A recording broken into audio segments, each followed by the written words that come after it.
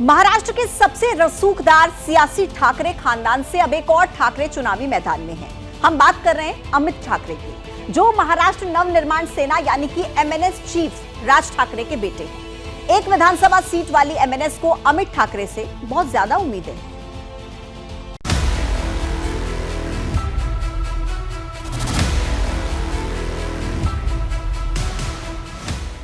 महाराष्ट्र की सियासत में सबसे मजबूत गिने जाने वाले ठाकरे ब्रांड ने चुनावी पिच पर नया प्लेयर लॉन्च कर दिया है। नाम है अमित ठाकरे।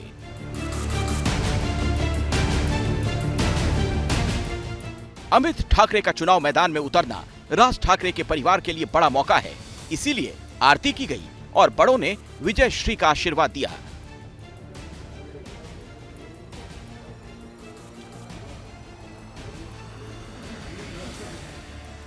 राज ठाकरे ने अपने बेटे अमित ठाकरे को राजनीति में तो 2020 में ही उतार दिया था, लेकिन चुनावी मैदान में कब उतारेंगे भी या नहीं, तब इसका हल्का सा भी अंदाजा नहीं लगने दिया था।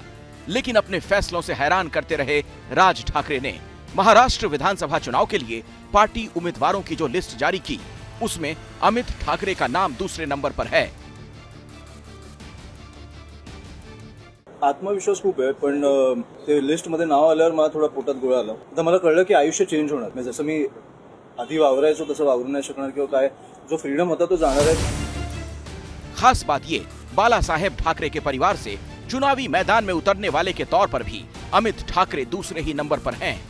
उनसे पहले ठाकरे परिवार के सिर्फ एक सदस्य ने चुनाव लड़ा, वो हैं आदित्य ठाकरे, जिनके पिता की पार्टी के लिए चाचा राज ठाकरे की पार्टी इस बार बड़ी चुनौती बन सकती है। बता दें कि राज ठाकरे ने अमित ठाकरे को चुनाव में उतारने की तैयारी तो की थी, लेकिन अमित ठाकरे के लिए विधानसभा क्षेत्र अंतिम नहीं हो रहा था। सोमवार की सुबह एमएनएस के नेताओं ने माहिम विधानसभा क्षेत्र का रिपोर्ट राज ठाकरे के सामने रखा और उसके बाद अमित ठाकरे के नाम की घोषणा हुई। चुनावी राजनीति में अमित ठाकरे की एंट्री ठाकरे खानदान के लिहाज से बड़ी घटना है, लेकिन उद्धव ठाकरे की पार्टी ने इस पर ज्यादा कुछ नहीं कहा, हल्के में टाल दिया। सर, अमित ठाकरे चुनाव लड़ने वाले माहिम विधानसभा में सबको अधिकार है चुनाव। अब सबकी निगाहें इस बात पर हैं कि क्या उद्धव ठाकरे ने माहिम सीट पर अपने भतीजे को वॉकओवर नहीं दिया, और क्या वर्ली विधानसभा सीट पर राज ठाकरे आदित्य के लिए बड़ा दिल दिखाएंगे। ये माहिम क्षेत्र, ये वही क्षेत्र है जिसमें शिवाजी पार्क आता है, जहां शिवसेना की स्थापना 1966 में हुई थी। ये वही क्षेत्र है जहां शिवसेना भवन यानी कि शिवसेना का जो मुख्यालय है वो भी आता है। ये वही माहिम है जहां राज ठाकरे को मानने वाले कई वोटर हैं, जहां से राज ठाकरे के उम्मीदवार नितिन सरदेसाई ने भी जीत दर्ज की थी। अभी अमित ठाकरे वहां से अपना चुनावी दौर शुरू करेंगे, तो बड़ा रोचक टर्न आ गया है। वैसे माहिम सीट पर अमित ठाकरे का असली मुकाबला शिवसेना के सदा सरवणकर से होने वाला है, जिन्होंने ठाकरे ब्रांड को खारिज किया और बाल ठाकरे की कही पुरानी बातों का जिक्र छेड़ दिया।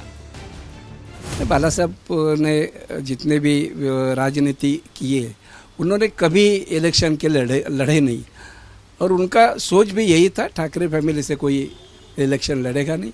लेकिन उसके बाद आदित्य जी लड़े, उद्धव जी मुख्यमंत्री बने, तो मुझे ऐसा लग रहा है कि अभी अमित जी आ रहे, तो उसमें कोई गलत तो है ही नहीं, लोकशाही है, जिसको भी इलेक्शन लड़ना है लड़ सकते हैं। इसीलिए कुछ भी हो सकता है का इंतजार शायद राज ठाकरे को भी है, क्योंकि चाचा से मतभेद के बाद 2005 में शिवसेना छोड़ने के बाद राज ठाकरे ने 2006 में अपनी पार्टी तो बना ली, लेकिन 18 सालों बाद भी ना तो सत्ता तक पहुंचे, ना पार्टी का प्रभाव मुंबई और नासिक से आगे ले जा सके। अब सवाल बेटे के भविष्य का है, जो राज ठाकरे की पार्टी का भी भविष्य तय कर सकता है।